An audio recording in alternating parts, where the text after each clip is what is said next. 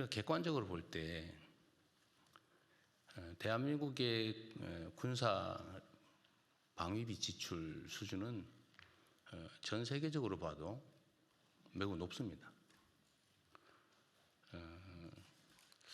그리고 우리의 국방비 지출 수준, 총액 수준이 연간 국방비 지출 수준이 공식적으로 보면 북한의 1년 국민 총생산의 1.4배에 이른다는 통계도 있습니다. 우리의 국방비 지출이 북한의 연간 GDP보다 1.4배가 높다 그런 얘기죠.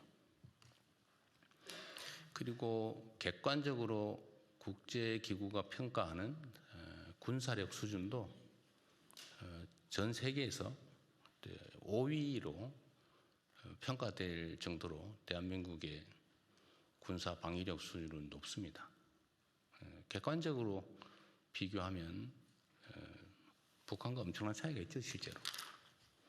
물론 거기에 이제 북한 핵이라고 하는 특별한 요소가 있기는 합니다만 재래식 전투 역량, 군사 역량으로 따지면 비교할 수 없을 정도로 압도적이다라는 건 분명합니다. 사실은 국가 방위는 국가 단위로 스스로 책임져야 되는 거죠. 어딘가에 의존하면 그 의존이 무너질 경우가 있죠. 그럴 경우 어떻게 할 겁니까? 우리는 언제나 최악을 대비해야죠. 국방비 또는 군사비 지출도 사실 마찬가지입니다.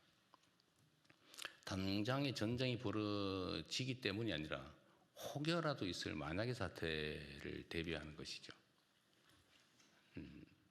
그런데 혹여라도 있을 외부적 지원이 없을 경우에 그럼 어떡할 거냐를 언제나 생각해야 됩니다. 가능성이 매우 낮은 우리가 전쟁에 일상적으로 대비해야 되는 것처럼 국제 질서의 영향에 따라서 외부의 지원이 없어질 경우, 우리의 뜻과 다르게, 우리의 의지와 다르게 그럴 경우는 얼마든지 발생할 수 있죠. 그럴 경우에도 우리는 자체적으로 방해할 수 있는 소위 자주 국방 역량을 충실히 갖춰야 되고, 저는 우리의 국방비 부담 수준이나 또 대한민국의 방위산업의 발전 정도, 또 국제적 군사력 순위나 뭐 이런 객관적인 그 상황, 거기다가 우리 국군 장병들의 높은 사기 그리고 책임감 이런 것들을 고려하면 국가 방위 자체에 대해서 우려할 상황은 전혀 아니다. 또 그렇게 만들어야 된다 이렇게 생각합니다. 전혀 우려하지 않으셔도 된다 이 말씀을 한번 드립니다. 이상입니다. 이후 회의는 국무총리께서 진행해 주시겠습니다. 네, 먼저 부처 보고를 듣겠습니다. 오늘 5가지 안건의 보고와 토론이 있습니다. 중동 상황 관련 대응 현황 점검부터 하겠습니다. 외교부, 재정경제부, 산업통상부 순서로 장관님들이 이어서 보고해 주시기 바랍니다. 네, 중동 지역 상황과 재외국민 보호 대책에 대해 보고 드리겠습니다.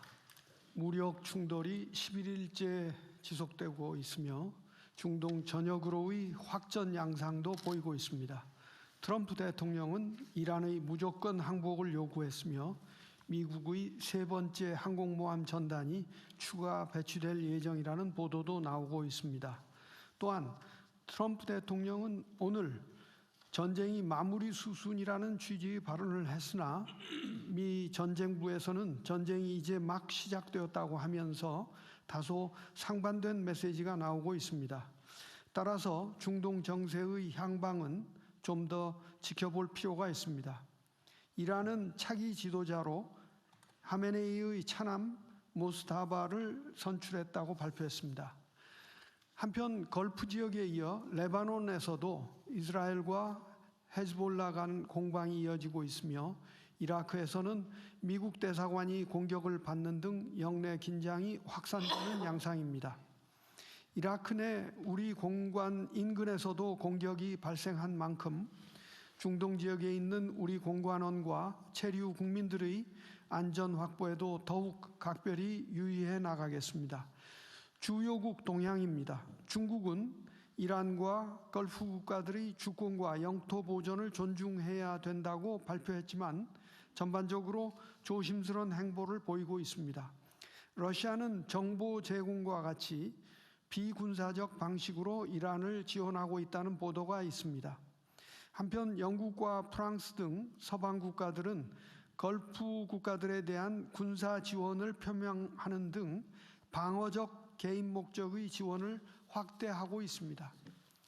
저는 어제까지 UAE, 바레인, 카타르 외교장관 등과 통화를 통해 현 상황에 대한 의견을 교환하고 현지 체류 중인 우리 국민이 안전하게 귀국할 수 있도록 적극적인 협조를 요청하였습니다. 구체적으로는 현지의 민항편 운항 재개와 전세기 운항에 대해서도 논의하였습니다. 이어서 이제 재외국민 보호 조치에 관해 보고드리겠습니다. 다행히 지난 일주일간에 접수된 우리 국민 직접 피해는 없었습니다. 외교부는 가용한 수단을 총동원하여 중동 지역 우리 국민 보호를 위해 최선을 다하고 있습니다. 저는 지난 토요일 이 지역의 13개 공관장들과 우리 국민 안전 확보 대책을 심도 있게 논의하고 각 공관의 애로사항과 현지의 건의사항도 청취했습니다. 외교부는 앞으로도 현지 상황을 상시 점검하면서 우리 국민 대피 계획을 포함한 안전 대책을 시행해 나가겠습니다.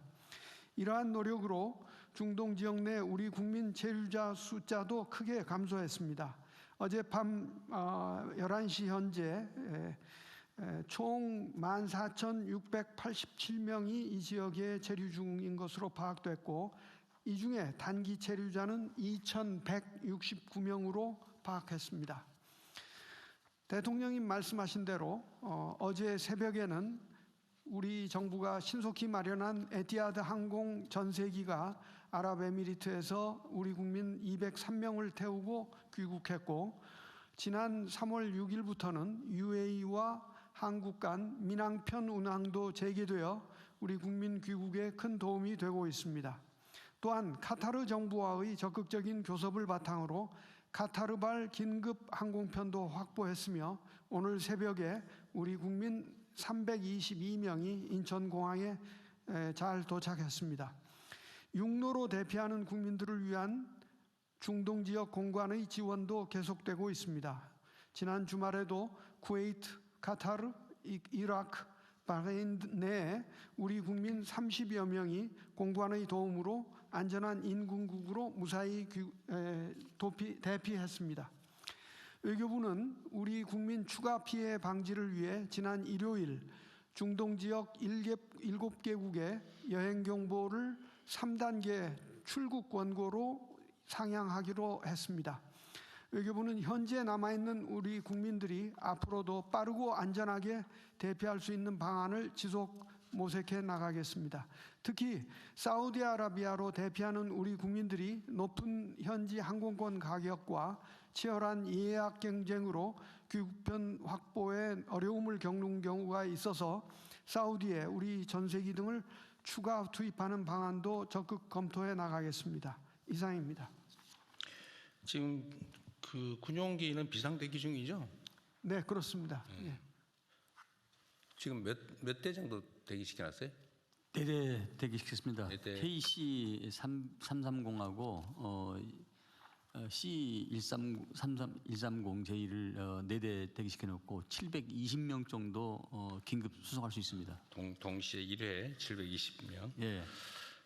그리고 외교부 장관 어제 제가 왜 그 카타르 항공에 근무하는 그 한국인들이 뭐 한 천몇백 명 된다고?